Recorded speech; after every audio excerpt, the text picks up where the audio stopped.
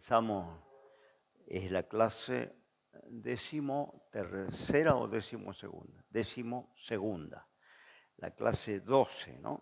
Vamos a comenzar y vamos a encomendar toda la gente de las redes, todos los hermanos que nos siguen, nos acompañan a través de la internet, ¿no? En forma virtual. Oramos al Señor y oramos también por todos los presentes. Amén. Padre, en el nombre de Jesús, te damos las gracias. Estamos reunidos en tu nombre en esta noche para estar desarrollando nuevamente una clase de esta escuela bíblica.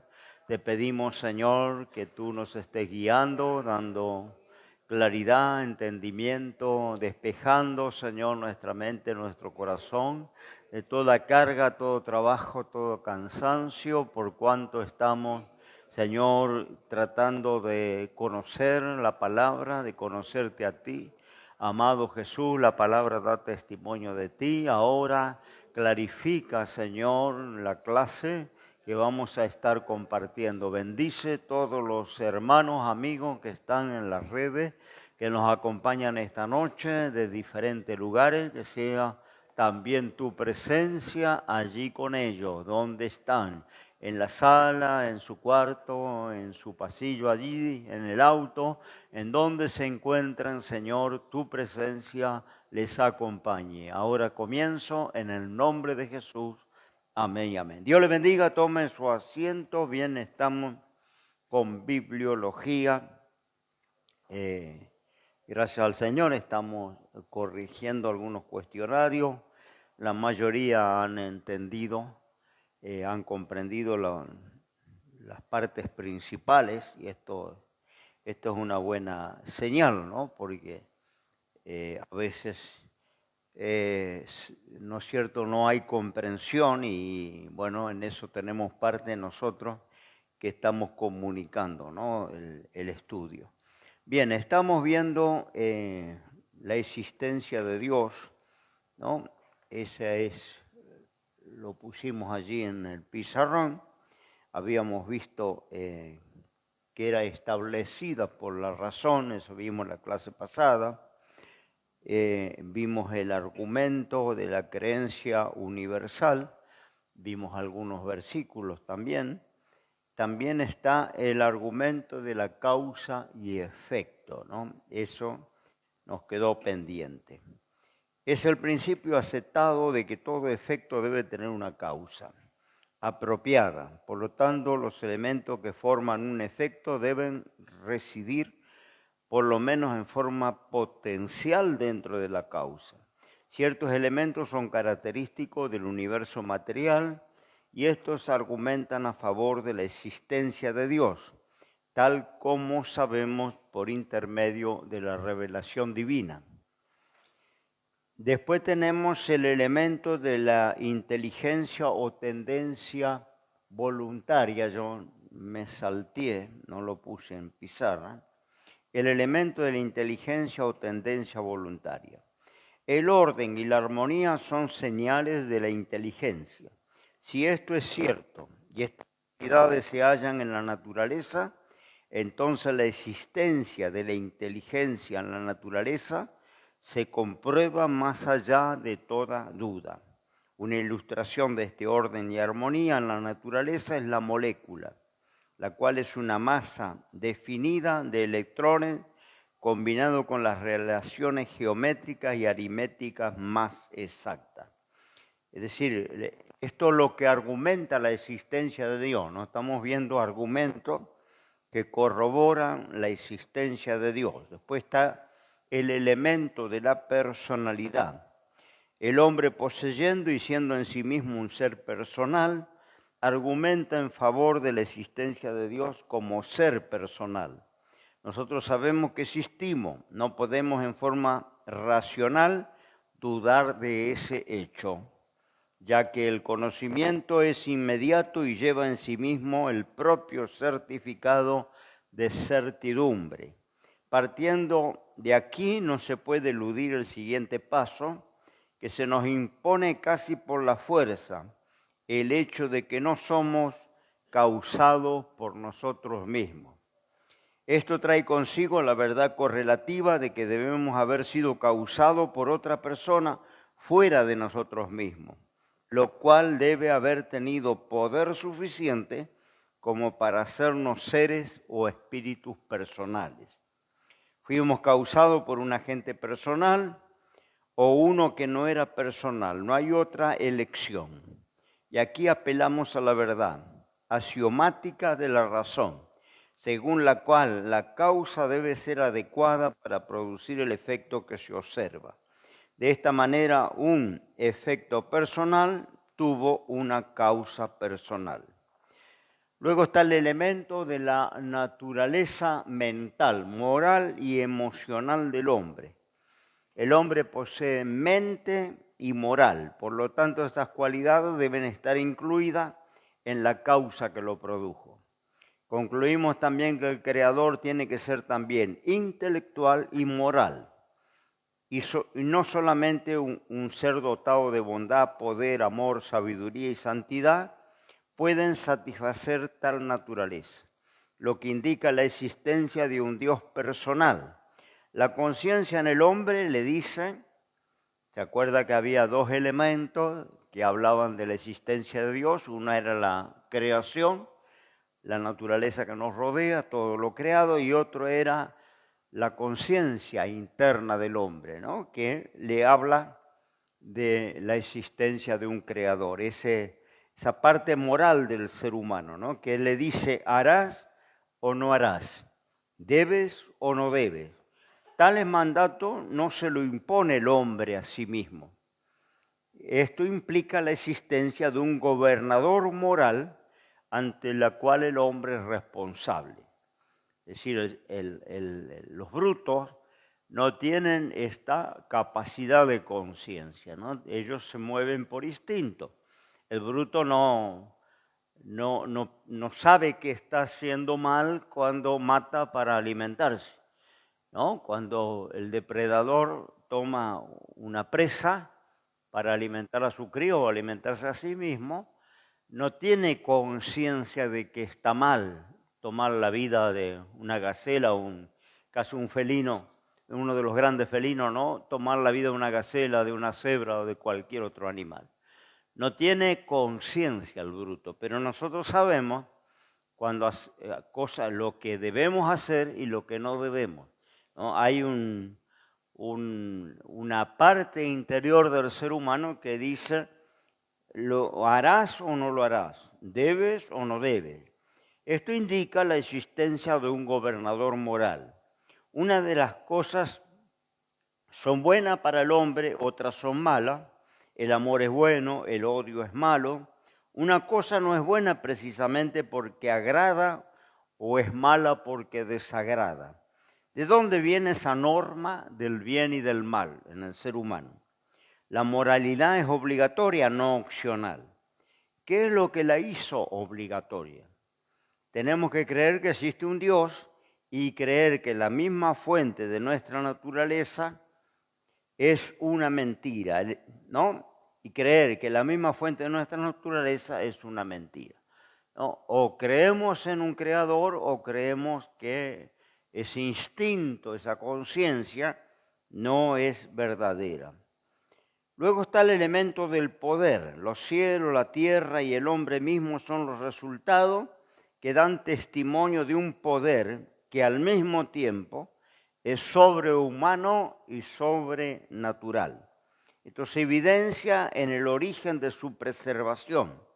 Toda la naturaleza muestra el testimonio de una creación y el mantenimiento universal que es maravilloso. El argumento también que parte de la armonía, está también en el pizarrón, en la opción 4, ¿no? En la opción 6, ¿no? El argumento que parte de la armonía evidente entre la creencia en Dios y los hechos existentes. Cuando consideramos la tierra en sí misma, hallamos que no podemos escapar de la convicción de que fue formada por una mano creadora. ¿De qué otra manera se pueden explicar las cosas que solo puede dejarse de ver que solo lo puede dejar de ver el que es voluntariamente ciego. Bien dijo Voltaire, ¿no? Si no hubiera Dios, sería necesario inventarlo. La existencia de Dios está establecida también por la revelación. Desde el comienzo de la ciencia moderna, constantemente han estado emergiendo aparentes inconsistencias entre la naturaleza y la revelación, las cuales han ocasionado grandes ofensas a creyentes celosos, pero en cada instancia, sin excepción, se ha hallado que existe el error, ya que las generalizaciones demasiado apresuradas de la ciencia, a partir de un conocimiento imperfecto de los hechos, invariablemente se ha encontrado que la ciencia madura no solo armoniza perfectamente con la letra de la palabra interpretada en forma adecuada, la Biblia, sino aún más ilustra de manera gloriosa los grandes principios morales y doctrinas en ellas revelados. Ustedes ya saben que ante cualquier inconsistencia o duda me detiene, levanta la mano y me pregunta. No se quede con la incertidumbre, porque después vienen los cuestionarios y están las preguntas para responder. Y la gente de las redes, en los comentarios, cuando comenta la clase, también me envía la inquietud que tenga. La mayor parte de nuestros conocimientos se apoyan en el testimonio de otros, y la Biblia es un testimonio de autoridad. Si es suficiente para nosotros el testimonio acerca de viajeros que fueron a otras tierras y nos hablan de sus hábitos, costumbres, maneras, de los países que han visitado y que nosotros nunca hemos visto, y le creemos, ¿no? El que se fue a España, el que se fue a México, el que estuvo en Puerto Rico, en Colombia, en cualquier lugar que nosotros no hemos ido, nos hablan de cómo son las costumbres locales, cuáles son las formas de esos pueblos, de esas ciudades, y le creemos sin haber ido. ¿Por qué no nos ha de satisfacer la evidencia acerca de la existencia de Dios si la Biblia es auténticamente histórica? ¿No? Ya vimos que la Biblia no tiene contradicción con la historia, con la geografía, con todos los datos, todo lo que la Biblia relata, sean reinos, sean naciones, sean lugares geográficos, sean datos históricos, fecha, todo coincide exactamente con la historia secular, no hay error, ¿no? Esto ha sido comprobado por los arqueólogos en el último tiempo. Yo le dije anteriormente que un viajero puede recorrer toda la zona del Mar Muerto, el desierto, hasta la Canaán, guiándose solamente por los datos que da la Biblia de los lugares geográficos, ¿no? La naturaleza de Dios está revelada también por sus atributos. El término atributo, en su aplicación a personas o cosas, quiere decir algo que le pertenece a esas personas o cosas. Los atributos de una cosa son esenciales, que sin ello no podría ser lo que es. Y esto es igualmente cierto en cuanto a los atributos de una persona. Si un hombre fuera despojado de los atributos que le pertenecen, cesaría de ser un hombre, ya que estos son inherentes a aquello que lo constituye como un ser humano. Si transferimos estas ideas hacia Dios, encontraremos que sus atributos pertenecen en forma inalienable y por lo tanto lo que Él es ahora lo ha de ser siempre. Los atributos de Dios son entonces aquellas características esenciales, permanentes y distintivas en cuanto a su ser. Sus atributos son sus perfecciones inseparables de su naturaleza y que condicionan su carácter.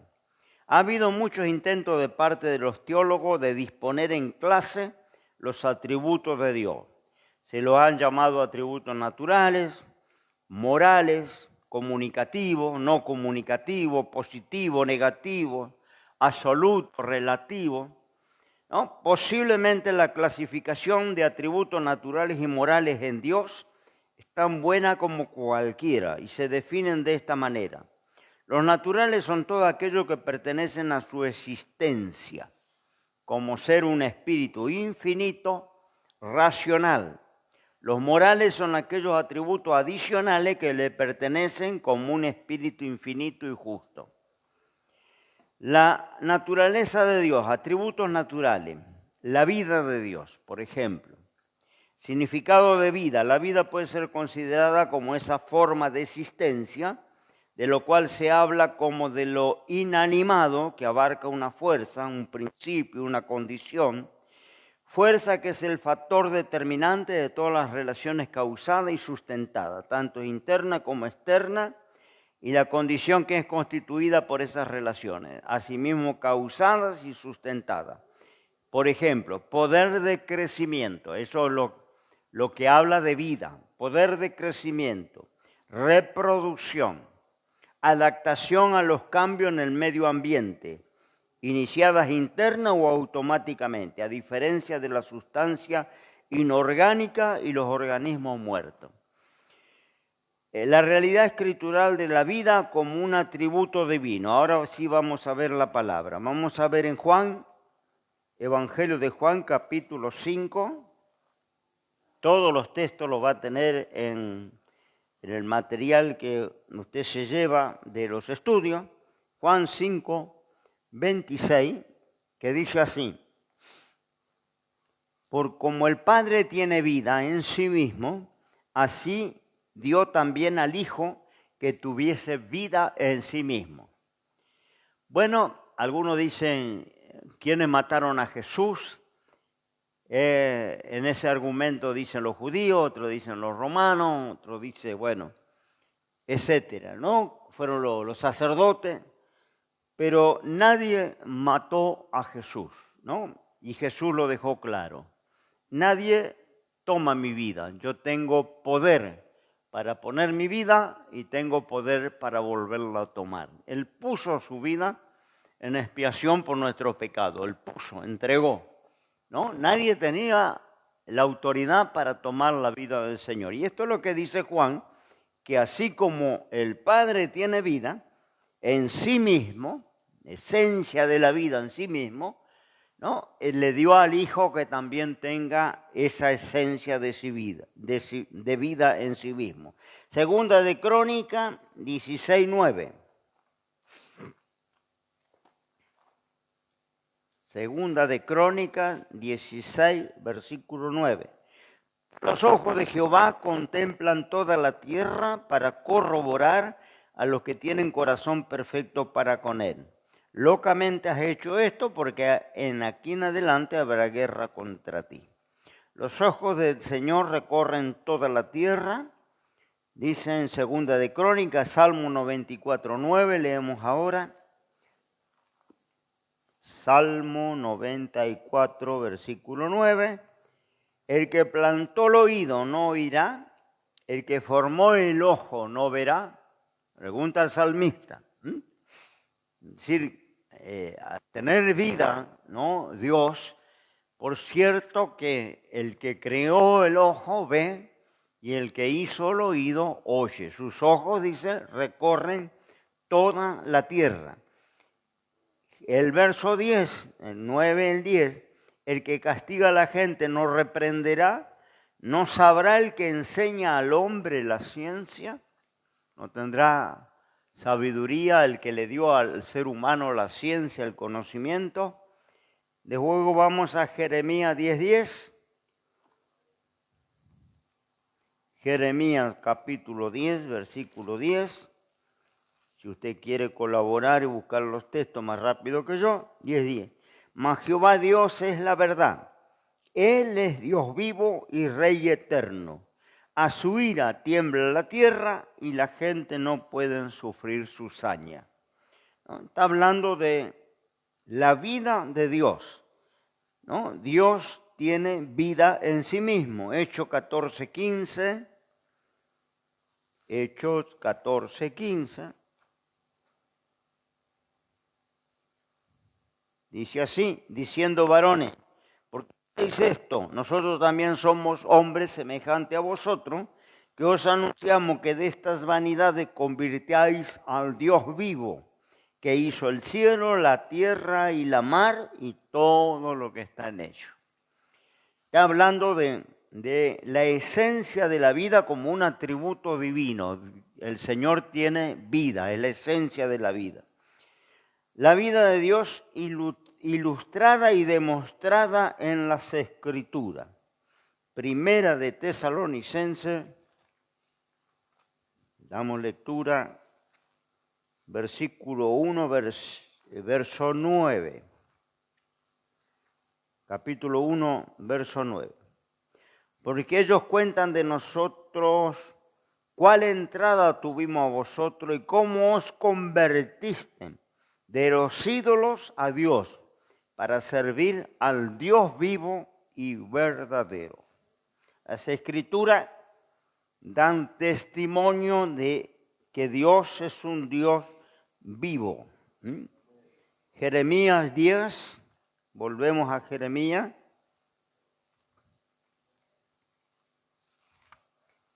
Jeremías capítulo 10, del 10 al 16. Mas Jehová Dios es la verdad, es el Dios vivo y Rey eterno, a su ira tiembla la tierra, la gente no puede sufrir su saña, lo leímos. Le diréis así, los dioses que no hicieron los cielos ni la tierra, perezcan de la tierra y debajo de esos cielos. El que hizo la tierra con su potencia, el que puso en orden el mundo con su saber y extendió los cielos con su prudencia. A su voz se da muchedumbre de aguas en el cielo y hace subir las nubes de los postreros de la tierra y hace los relámpagos con la lluvia y saca el viento de sus depósitos.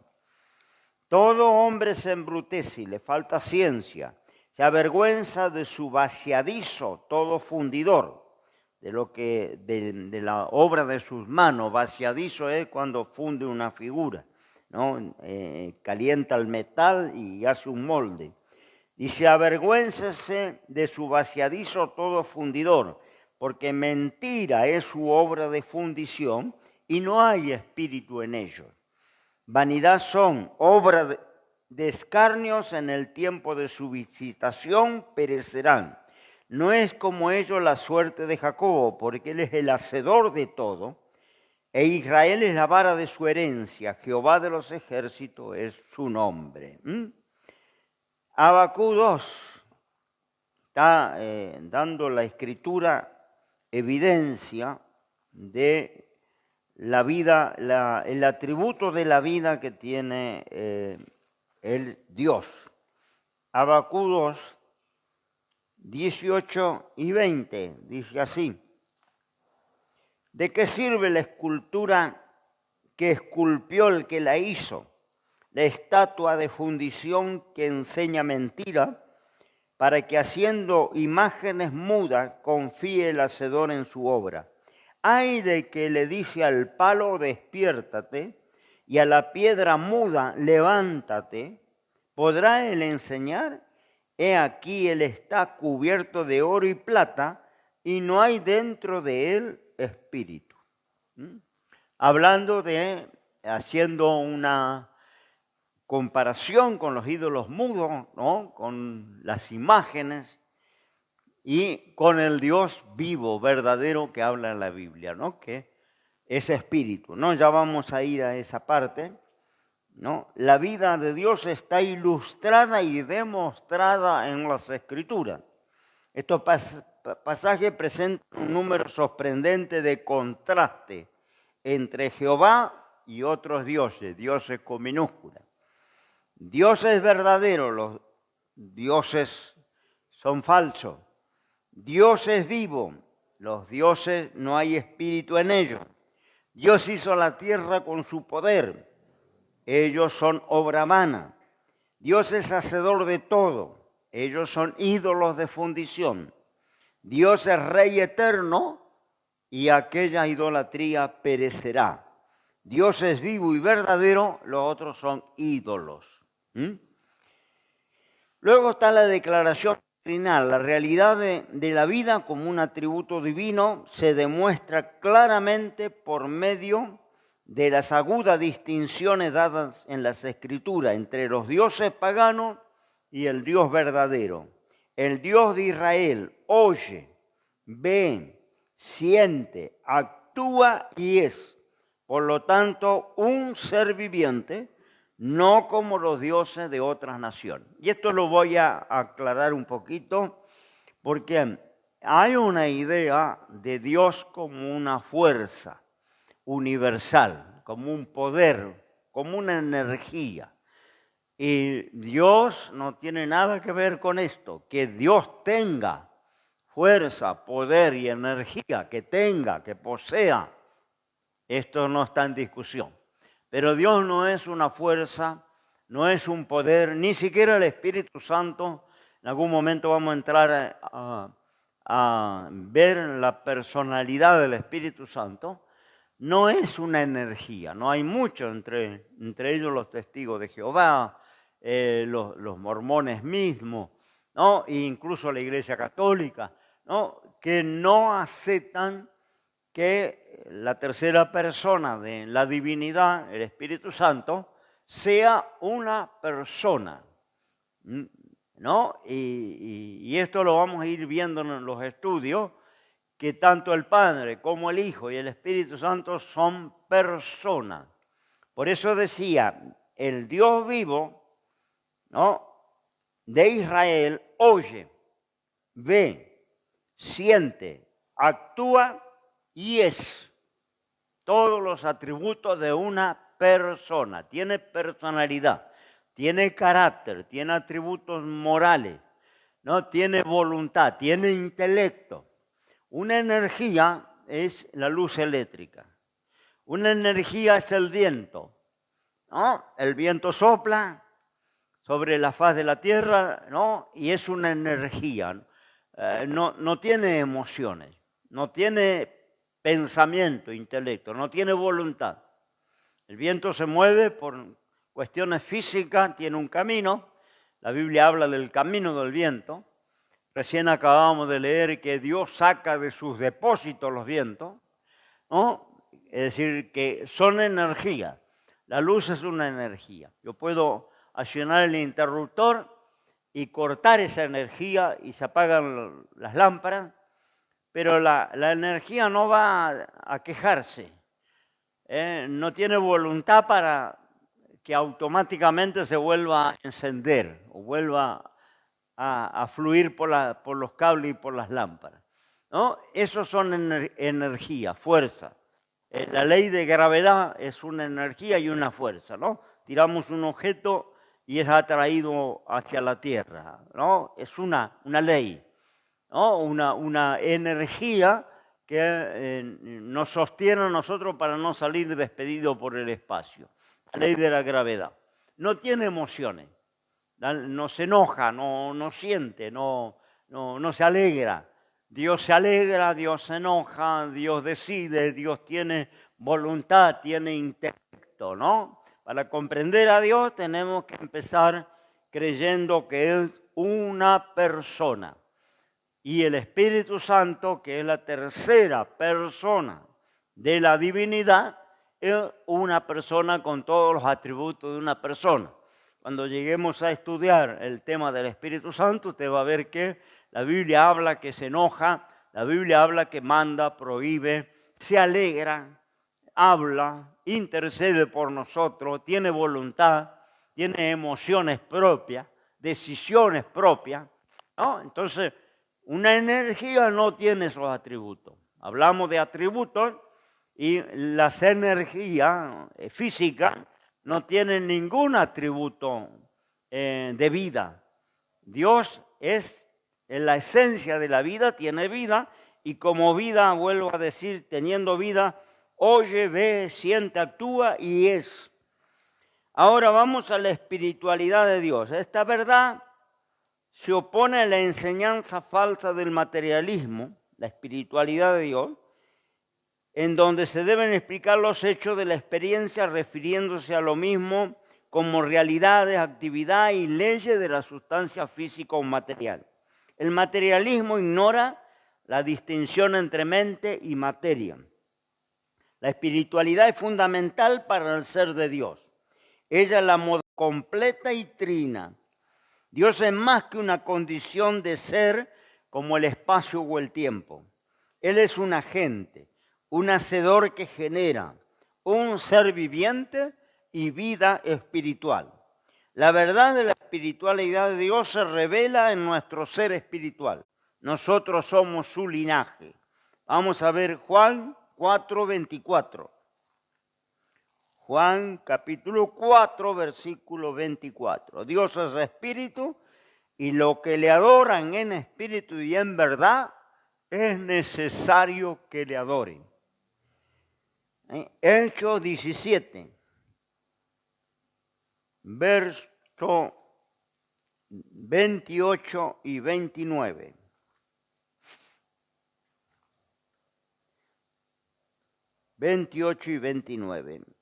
Porque por Él vivimos y nos movemos y somos. Como también algunos de nuestros poetas dijeron, linaje de este somos también. Siendo pues linaje de Dios, no hemos de estimar a la divinidad ser semejante a oro, plata o piedra, escultura de artificio o imaginación de hombre. Es decir, somos también espíritus, somos linajes de Dios, tenemos también un área espiritual como es Dios. El término espíritu puede ser considerado en contraste total con la materia. Las dos sustancias abarcan todos los objetos que se hallan dentro del dominio del conocimiento. No hay una sustancia acerca de la cual se pueda decir que no es ni material ni espíritu. Son las dos sustancias que abarcan todo lo que conocemos. El mundo de la materia está a nuestro alrededor. Nuestros sentidos nos ponen en contacto con el universo de la naturaleza material. Oímos, vemos, olemos, palpamos y gustamos. A través de los 5 sentidos tenemos contacto con todo lo material que nos rodea. También la materia está sujeta a grandes cambios. Puede ser moldeada en muchas formas, llevada a través del proceso al refinamiento. El oro, por ejemplo, puede ser purificado 7 veces, es decir, purificado a la perfección hasta que sea quitada cada partícula de escoria.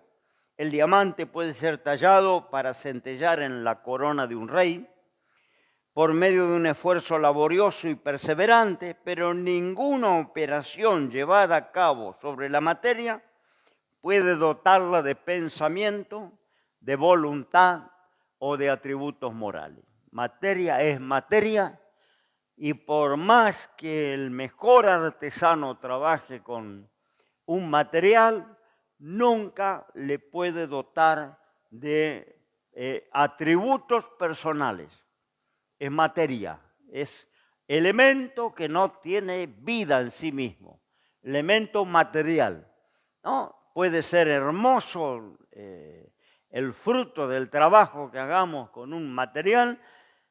Vuelvo a decir, el oro puede ser purificado 7 veces, el diamante puede ser tallado y convertirse en una cosa especial, pero nunca puede ser dotado de los atributos personales que tienen los seres vivos, de mente y espíritu. El significado de la espiritualidad de Dios. Dios siendo espíritu es incorpóreo, invisible, sin sustancia material, sin parte física o pasiones, en consecuencia libre de todas las limitaciones temporales. Partiendo de lo anterior, se ve que Dios, siendo espíritu, no tiene que ser aprendido o retenido por los sentidos del cuerpo, ¿no? Sino por las facultades del alma, avivadas e iluminadas por el Espíritu Santo. Acá tengo que ir a una explicación, ¿no? porque si no, no va a entender lo que estamos tratando de hacer entender. Alguna vez lo hemos dado en un estudio. La composición del hombre.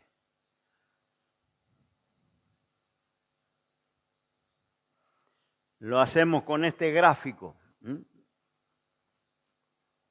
Los marcadores no me funcionan correctamente, pero bueno.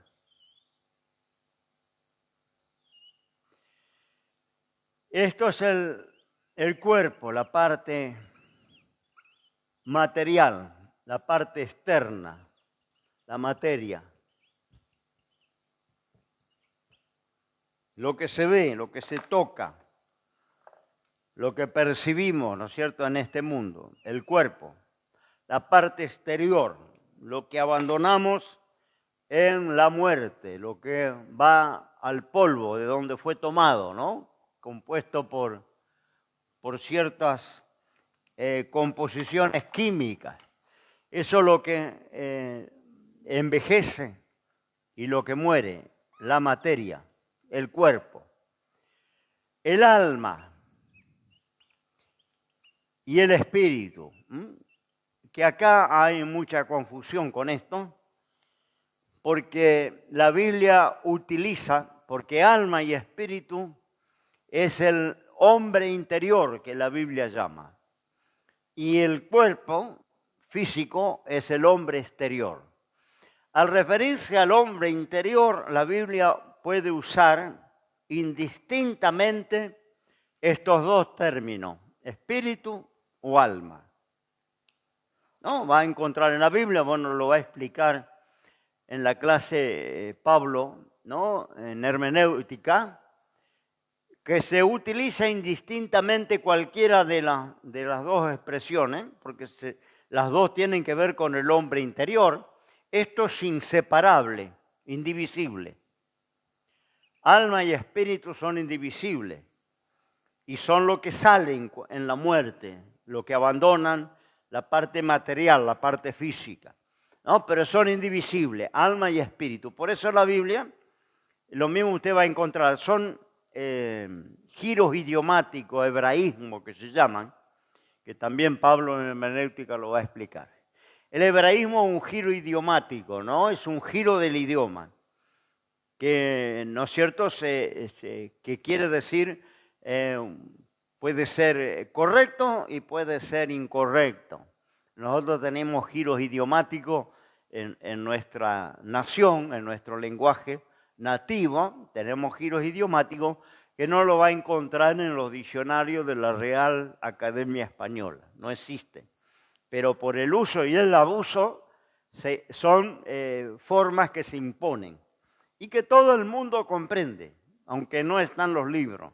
¿Entiende? Por el uso, yo le decía clase pasada que hay partes que son lunfardo, partes que son de las lenguas nativas, partes que son de los países limítrofes que se pegan, términos que se pegan, se mezclan con el castellano, y bueno, y terminamos hablando un lenguaje que no es el de los libros, no es el castellano de la Real Academia Española, ¿no? Es, podemos decir, argentino, vamos a decirle así, ¿no? Y el portugués es lo mismo y otros idiomas, el inglés es lo mismo. En Estados Unidos no se habla el inglés de Inglaterra.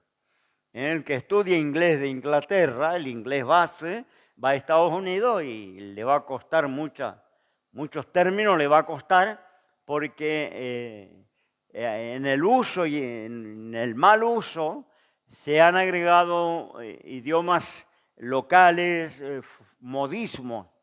El hebraísmo es un modismo del hebreo. Y en el modismo del hebreo, por ejemplo, usted va a encontrar que hay una gran controversia allí cuando, y se han inventado historias fantásticas, cuando Jesús dice que no le es lícito al hombre dar carta de divorcio, a no ser por causa de fornicación. Y ahí han inventado que, bueno, que los novios en Oriente se casaban y estaban en la casa de los padres varios meses hasta intimar, ¿no? Y que si en esos meses que la novia estaba en la casa paterna y el novio en la casa paterna, en esos meses en donde no habían intimado, alguno de los dos tuviera relaciones con otra persona, sería fornicación. Y ahí el marido le podía dar carta de repudio, de divorcio, porque fornicó, ¿no? Son historias que yo no las acepto. Yo creo que ahí el Evangelio usa la palabra fornicación, porque fornicación y adulterio es lo mismo que alma y espíritu. Se utilizan indistintamente para el pecado inmoral, para el pecado sexual inmoral. Si vamos a verlo específicamente, fornicación es la persona soltera, adulterio es la persona casada, que tiene sexo con otra persona. ¿No? Eso es específico, pero en el lenguaje cotidiano generalizado, utiliza indistintamente fornicación y adulterio para referirse al pecado inmoral, no solo sexual, porque por ahí va a encontrar los profetas diciendo que el pueblo de Israel, ¿no?, fornicó detrás de dioses ajenos, ¿no? Adulteró con quien no era la esposa. Ahí haciendo una metáfora que Dios es, ¿no es cierto?, es como el marido del pueblo de Israel, y que cuando Israel se fue a los ídolos, adulteró espiritualmente hablando, ¿no? Está usando la palabra, ahí Amós habla de esto, ¿no? Cuando su mujer se fue tras de los amantes, allí estaba una metáfora para hablarle a Israel, porque Israel había dejado al Dios verdadero y se había ido a los Baales, a los ídolos. Entonces Dios, a través del profeta, ¿no?, a través de Osea, perdón, le dije Amós, a través de Osea, ¿no?, que se casa con una mujer prostituta y la prostituta le abandona y se va tras su amante por dinero, ¿no?, por placer. Entonces esa figura era un mensaje para Israel, que había adulterado, había dejado a su marido para irse tras los amantes, ¿no? Entonces, la Biblia utiliza la palabra fornicación y adulterio indistintamente. Y cuando dice, no le es lícito al hombre dar carta de divorcio a su mujer, a no ser por causa de fornicación, está diciendo pecado sexual y moral. Quiere hacerlo específico, la palabra exacta sería adulterio.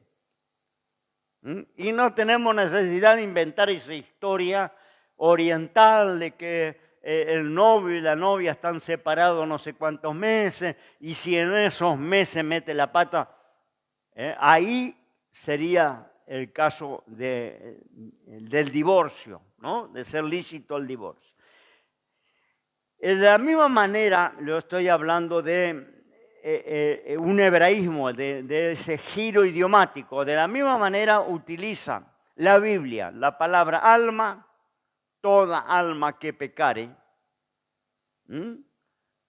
se perderá, ¿no? Que el espíritu sea salvo en el día del Señor.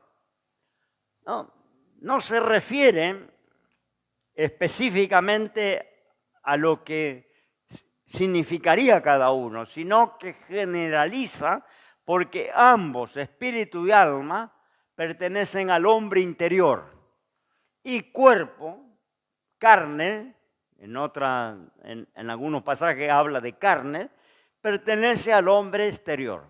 Hombre interior y hombre exterior. El hombre interior está compuesto por dos elementos que son bien diferentes. El alma, en cierta manera, también es tripartita. Se puede dividir en tres partes. El alma es el nexo, el alma, entre la carne y el espíritu. El espíritu es el ser, la personalidad. Dios puso en el hombre hálito de vida. Sopló espíritu de vida, le dio espíritu. El hombre tiene espíritu. Los brutos no tienen espíritu. Entonces no va a haber gatitos en el cielo, perritos, loritos, mascotas. No van a estar en el cielo, no van al cielo. La vida del animal está en la sangre. Cuando el animal se le quita la sangre, termina su vida. La vida del hombre no está en la sangre, no está en el cerebro, no está en el corazón, no está en los pulmones. La vida del hombre está en el espíritu. Dios tiene que quitar el espíritu del hombre para que el hombre muera. Por eso yo le decía en la clase pasada que yo tengo mis convicciones referentes a cómo es la muerte cristiana, que mi concepción de la muerte es diferente a la concepción de la ciencia, ¿no? Porque la ciencia, ¿no? Cuando entra en estado vegetativo o el encefalograma le da recto, le declara muerto. Y yo no sé si esto es cierto, realmente cierto, porque la muerte del ser humano es cuando el espíritu sale. Mientras el espíritu no sale del cuerpo, el hombre no está muerto.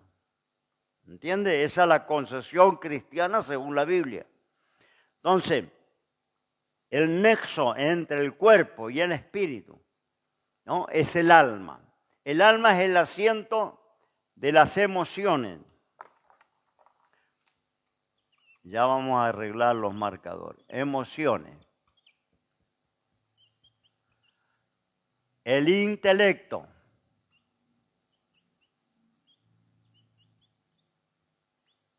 Y la voluntad.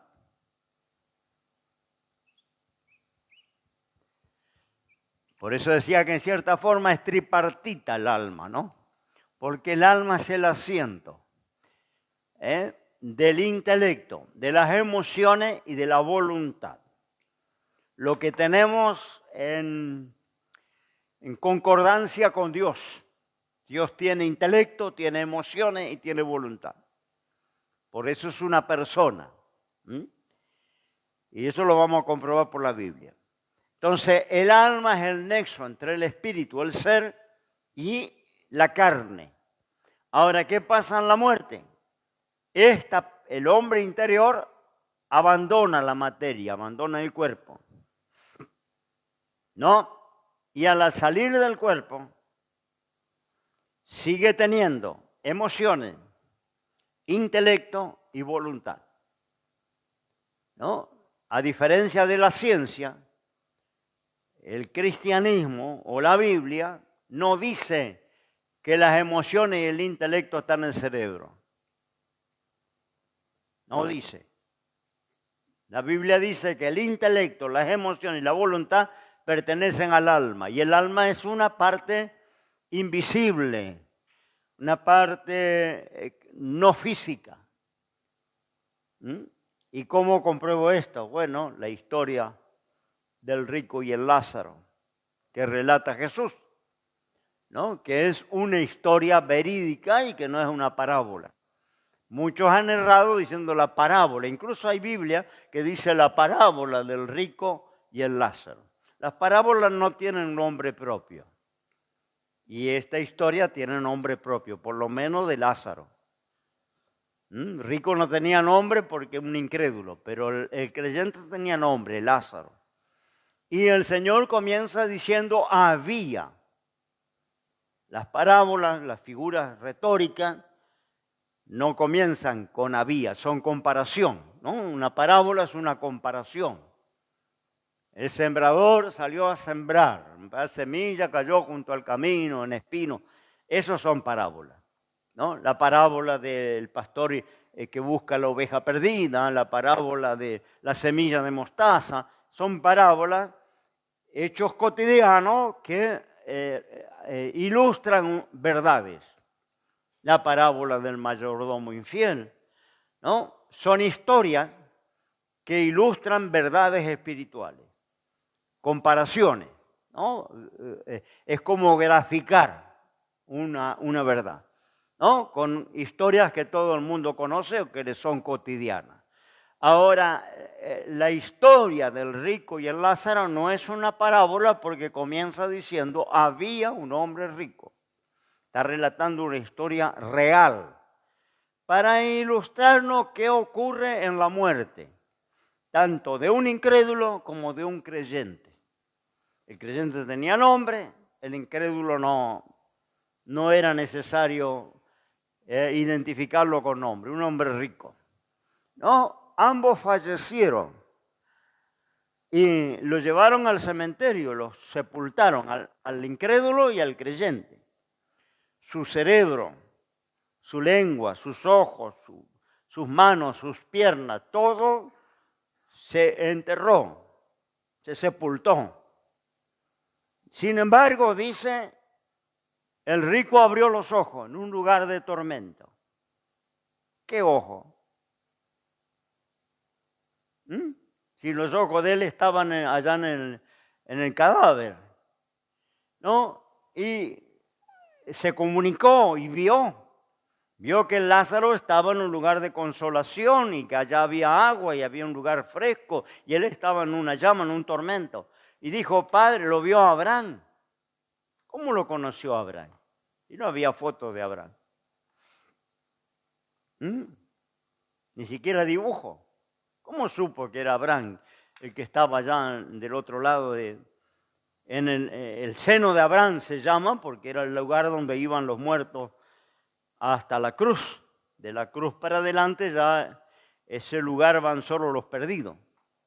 Los salvos van al tercer cielo. De la cruz, por eso Jesús le dijo al ladrón, hoy estarás conmigo en el paraíso. Recuerde que Jesús bajó allá abajo, al seno de Abraham, y dice, le predicó. Ahí también hay un hebraísmo, le predicó a los espíritus encarcelados.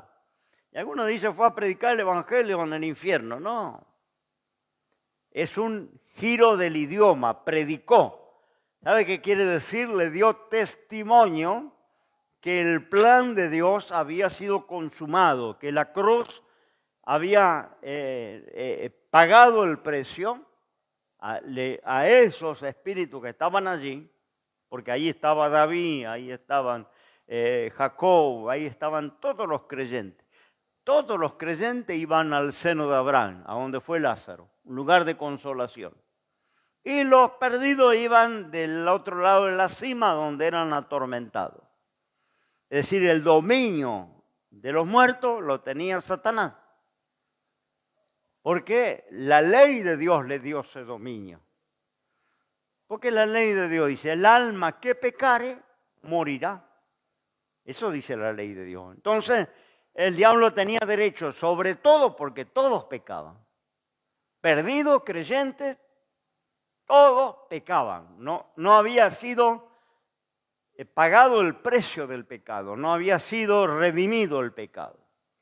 A través de la cruz se venció, se pagó el precio, la expiación, se consumó y Jesús fue a notificarle a todos los que habían muerto en fe que el precio estaba pagado, que la obra estaba consumada, el plan de Dios estaba completado. Y dice, subió a lo alto llevando cautiva la cautividad, dice Efesios, capítulo 4, verso 8.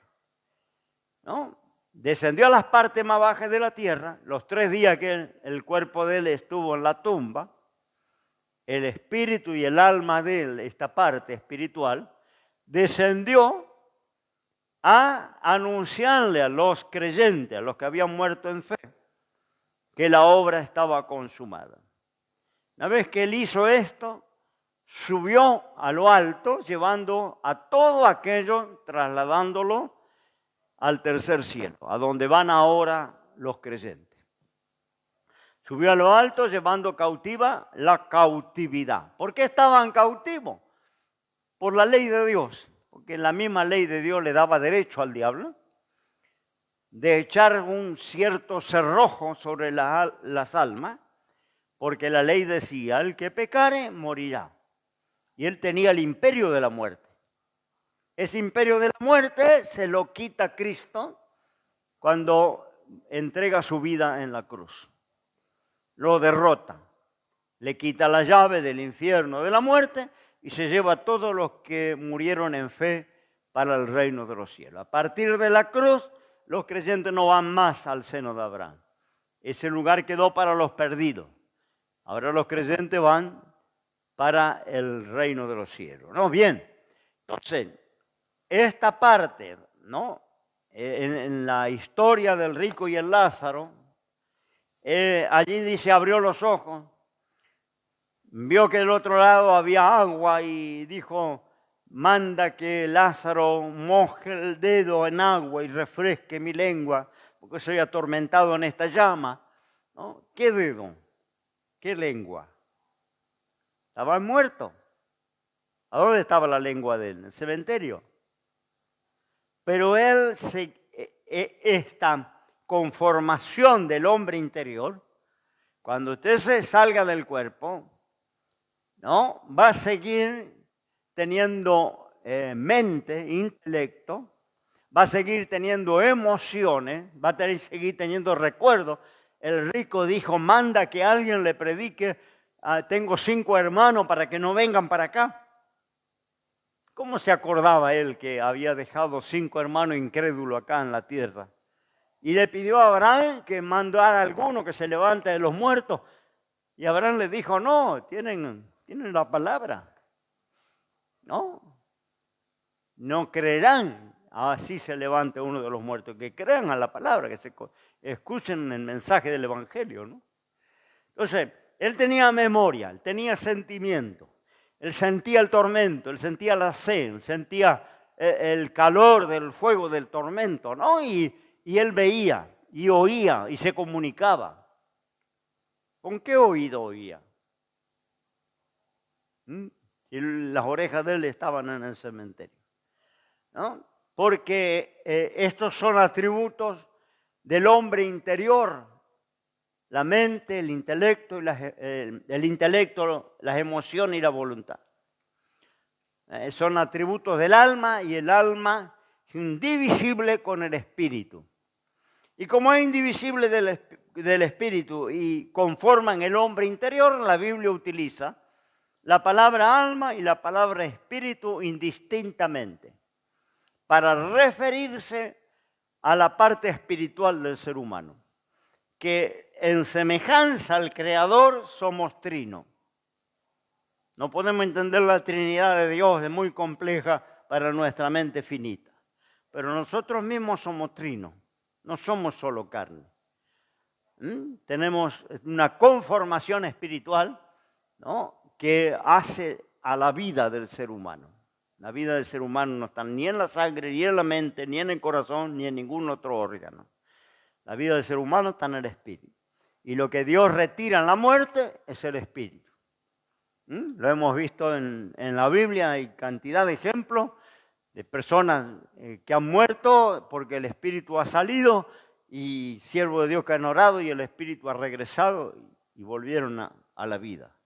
¿No? Cuando el espíritu entró en el cuerpo, volvieron a la vida. Yo mismo tengo una experiencia, la cuento en mi página, ¿no es cierto?, de página web, cuento el testimonio, yo me convertí por esa experiencia. Yo era totalmente incrédulo, no creía en Dios, no creía en el diablo, no creía que tuviéramos un alma, totalmente ateo, y unos hermanos que me predicaban se cansaron de lidiar conmigo. Yo le discutía, leía la Biblia para contrarrestarle, y un día dijeron, vamos a orar que Dios salga al encuentro de tu vida, no te predicamos más.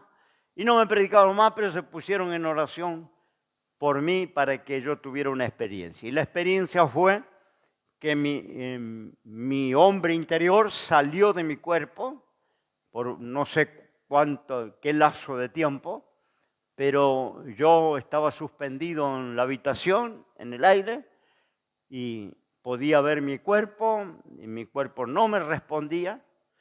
Yo entré en una desesperación porque entendí que había muerto y que no tenía regreso, y me entró una desesperación. Yo vivía en una casa muy antigua, cuando recién me casé, y las habitaciones tenían 5 metros de altura. Yo estaba allá arriba en el cielo raso y mi cuerpo estaba al lado de mi esposa. Eran como las 3 de la mañana. Quise mover mi mano para prender la luz, no pude. Quise abrir los ojos, no pude. Quise gritar, no pude. El cuerpo no me respondía y yo era consciente de todo. Podía ver todo lo que estaba pasando, pero no tenía contacto con lo material. Eso pasa en la muerte. Ya no vas a tener contacto con lo material. No hay forma. Por eso esos espíritus de los difuntos que guían a los vivos, que ayudan a los vivos, que eso no existe porque no hay más contacto con lo material. Entras en una dimensión espiritual y fuera de la materia ya no tiene más nada que ver con nosotros, ¿no? Y yo me desesperé y ahí yo entendí que teníamos un alma, que no creía yo eso, entendí que había un Dios, entendí que había un infierno, una condenación, entendí lo que sucedía en la muerte. Y en esa desesperación, no sé cuántos minutos pasaron, pero me acordé que los creyentes siempre me decían cuando me predicaban, a lo único que el diablo le tiene temor es a la sangre de Cristo, porque la sangre de Cristo le venció y le derrotó. Y me acordé, ahí estando suspendido, y me salió, la sangre de Cristo tiene poder. Cuando dije esto, entré en mi cuerpo. Prendí la luz, desperté a mi esposa, bañado en transpiración, temblando, volví, me paré, me abrí los ojos y bueno, el fin de semana estaba aceptando a Cristo en una congregación, ¿no? Y de ahí para acá, casi 50 años, ¿no? El Señor me convenció en un instante, no sé en cuántos minutos, de todo lo que yo no creía.